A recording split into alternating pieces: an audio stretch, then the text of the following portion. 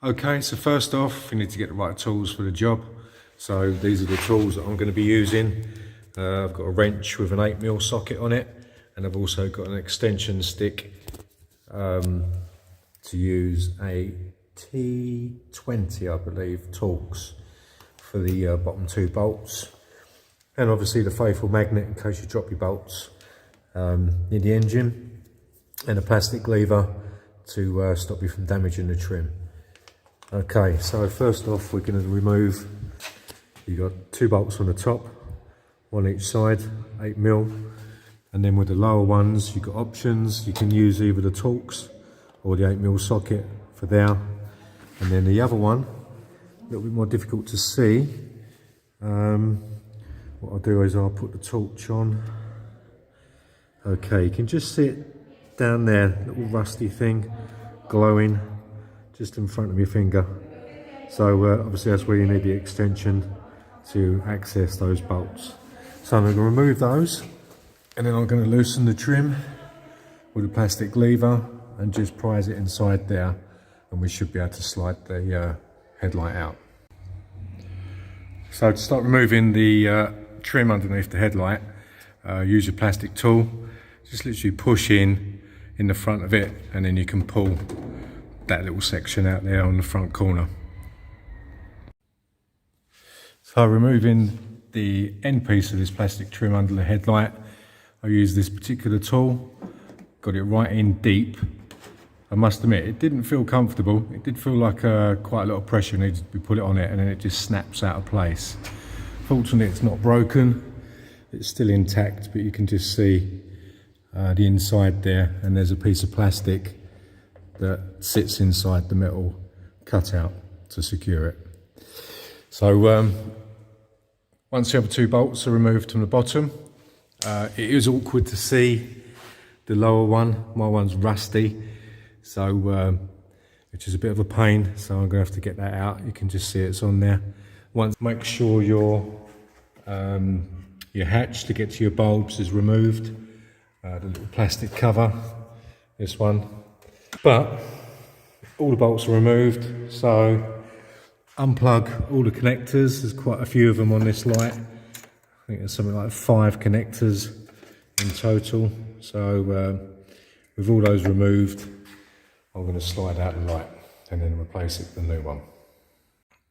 So the tricky bit on the removal was detaching the headlight from this plastic, because it seems to be on a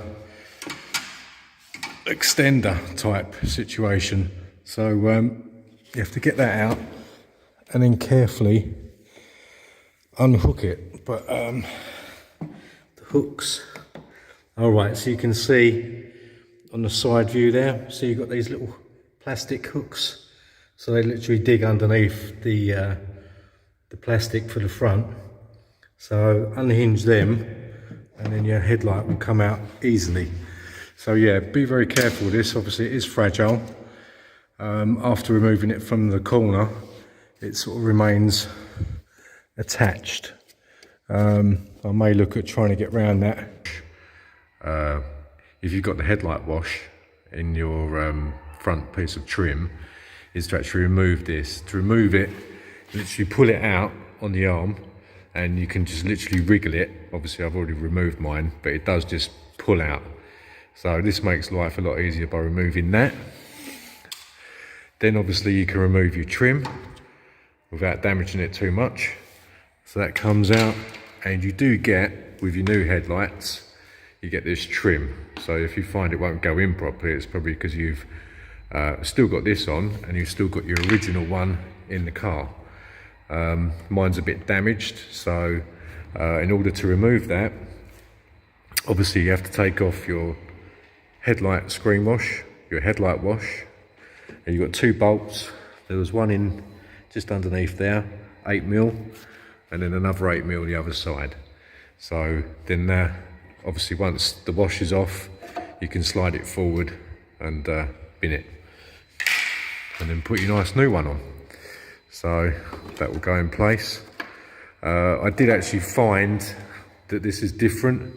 So if you look on the back of this new piece, it's going up. With the original old one, it was flat, so I couldn't get my alignment, so this is the reason why. So I had to take out my original ones anyway. So the new ones will go in, and hopefully that will make life a lot easier. So when you're removing the headlight bracket, you've got little tabs in there for the wash for your headlamps. So you can see these bits here. So you literally get the screwdriver in and just lever them out. They will be a little bit brittle, so be careful with them. And then obviously that releases the bracket for the headlight. And ready for your new one. As you can see on the new one, you got the little runners just in there, each side for these two bits, each side to slide into. And then you've got obviously your two 8mm bolts, one each side. You can see them a bit more clearly there. Nice and rusty on my one. And there's the other one. So secure your bracket in place.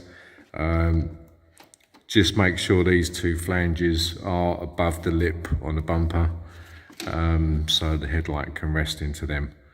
And then you can secure it and line it up.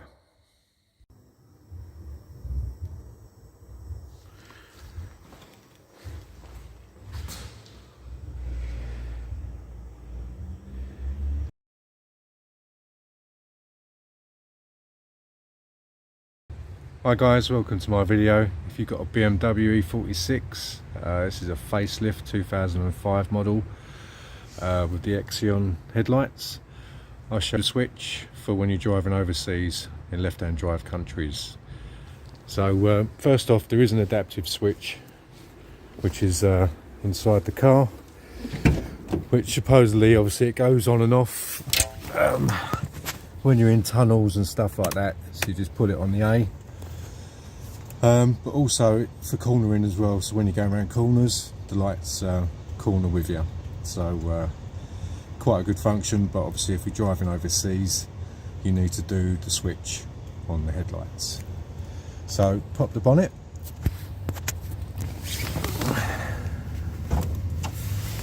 And all you're going to need is a long screwdriver.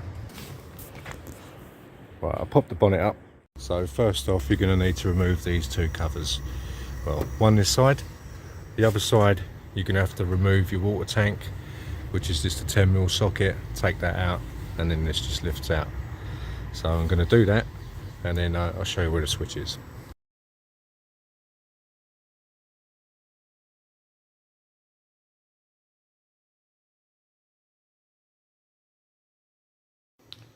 Okay, so you can see I've just flicked the switch on the headlight beam of the BMW E46, and it's up to the left a little bit, like a little eyebrow. So I'm using that because it seems to be long enough and strong enough to get to this stupid plastic little clip that you can barely see it on this angle, but obviously on the previous one I've got a still. It's that tiny little greeny piece of plastic sticking out in the bottom right hand corner, about 5 o'clock. So yeah, that's how you do it. That's the switch. Obviously just check your beam with the car on a flat surface.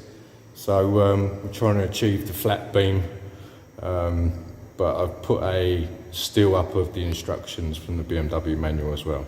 Okay, hope this helps. Please subscribe.